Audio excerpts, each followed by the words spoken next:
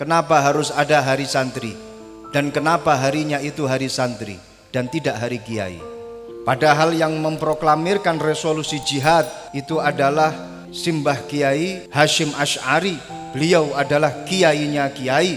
Beliau adalah Hadratus Syekh, muassis Pondok Pesantren Tebu Ireng, muassis Jam'iyah Nahdlatul Ulama.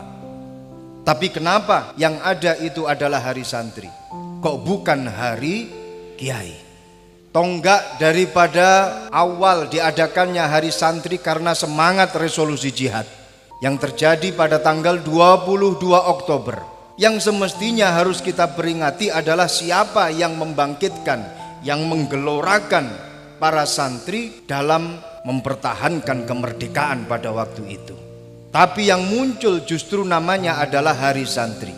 Ini menunjukkan bahwasannya setiap kiai itu pasti pernah nyantri. Dan setiap kiai dia pasti pernah menjadi santri kiainya ketika dia masih mondok di pondok pesantren. Semua kiai pasti pernah jadi santri dan dia adalah santri bagi kiainya. Yang pasti disebut sebagai hari santri ini menunjukkan bahwasannya seorang kiai ini pun juga adalah sebagai santri. Kiai Haji Hasyim Asy'ari mondok di Pondok Pesantren Bangkalan, asuhan daripada Kiai Khalil Bangkalan. Bertahun-tahun beliau mondok di sana. Setelah beliau mondok di Bangkalan kemudian pulang mendirikan Pondok Pesantren Tebu Ireng. Setelah beliau mendirikan Pondok Pesantren Tebu Ireng, Kiai Khalil Bangkalan kemudian ikut ke Tebu Ireng dan mengaji di depan Mbah Kiai Hasyim Asy'ari. Sempat kaget Kiai Hasyim Asy'ari, "Kiai, panjenengan adalah guru saya. Kenapa saat ini panjenengan justru mengaji kepada saya?" Dijawab oleh Kiai Khalil Bangkalan, "Sing biyen ya wis biyen. Yang dulu ya sudah berlalu. Kamu dulu mondok di tempat saya. Saat ini aku ingin belajar kepada kamu." Saling mencari ilmu, saling memperbanyak guru antara satu kiai dengan kiai yang satunya. Itulah tradisi para kiai zaman dahulu. Kiai Haji Abdul Karim, muassis Pondok Pesantren Lirboyo, ketika Mbah Kiai Hasyim Asy'ari mondok di Pondok Pesantren Bangkalan, Kiai Haji Abdul Karim sudah ada di Pondok Pesantren Bangkalan. Katakanlah beliau adalah kakak kelas atau senior daripada Kiai Hasyim Asy'ari. Kiai Hasyim Asy'ari setelah mondok kemudian pulang ke Tebu Ireng, mendirikan Pondok Pesantren Tebu Ireng. Kiai Haji Abdul Karim ketika mau pulang, beliau mampir ke rumah temannya, yaitu Kiai Hasyim Asy'ari. Mampir di Tebu Ireng, transit tidak lama, hanya 4 atau 5 tahun lamanya transit di Tebu Ireng. Kiai Haji Abdul Karim juga ikut mengaji di depan Mbah Kiai Hasyim Asy'ari. Kiai Hasyim Asy'ari ketika ada masail-masail nahwiyah, masail-masail sorfiyah, beliau tanyanya kepada Kiai Haji Abdul Karim. Ini adalah satu tradisi ulama kita zaman dahulu, yaitu memperbanyak guru, memperbanyak sanad. Tidak ada rasa gengsi, tidak ada rasa takabur di dalam hatinya ketika berbicara masalah ilmu. Bagaimana kita saksikan Kiai Khalil Bangkalan ngaji ke Tebu Ireng.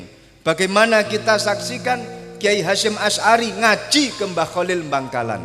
Bagaimana kita saksikan Kiai Abdul Karim ngaji ke Mbah Hasyim Asy'ari. Dan juga tidak gengsi ketika Mbah Hasyim Asy'ari bertanya tentang masalah-masalah nahwu dan sorob kepada Kiai Haji Abdul Karim. Ini adalah satu contoh yang harus kita terapkan yang saat ini sudah pudar dalam tradisi Nahdlatul Ulama. Mondok baru 6 tahun sudah ngaku sebagai kiai yang paling hebat. Lebih-lebih belum tahu mondok sama sekali, tiba-tiba membangun pondok pesantren. Ini namanya sudah salah kaprah.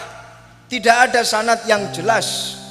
Terus kemudian dia membangun pondok pesantren, maka harus diluruskan.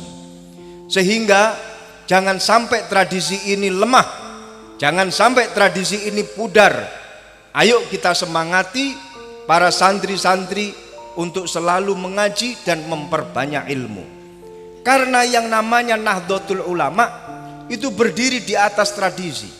Nahdlatul Ulama berdiri di atas budayanya.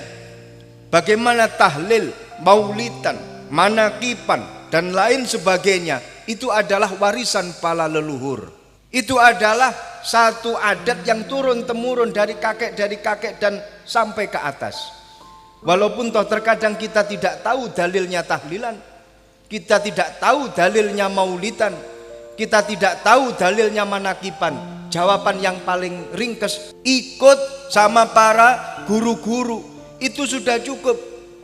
Mbah Kiai Hasyim Asy'ari menegaskan di dalam kitab Risalatu Ahli Sunnah wal Jamaah, ketika ada satu adat dan berlangsung begitu lama, mulai dari kakeknya lagi turun temurun dilaksanakan oleh para keturunannya, dilakukan oleh para santri-santrinya, maka itu sudah cukup sebagai dalil, maka itu sudah cukup dinamakan sebagai perilaku yang sudah berlandaskan dalil. Tahlilan, manakiban, maulidan, ketika kita ditanya mana dalilnya, dalilnya sudah ada sejak dari dulu, dari kakek-kakek kita. Kalau kamu tidak percaya, matilah terlebih dahulu, tanya kepada kakek kami. Cukup.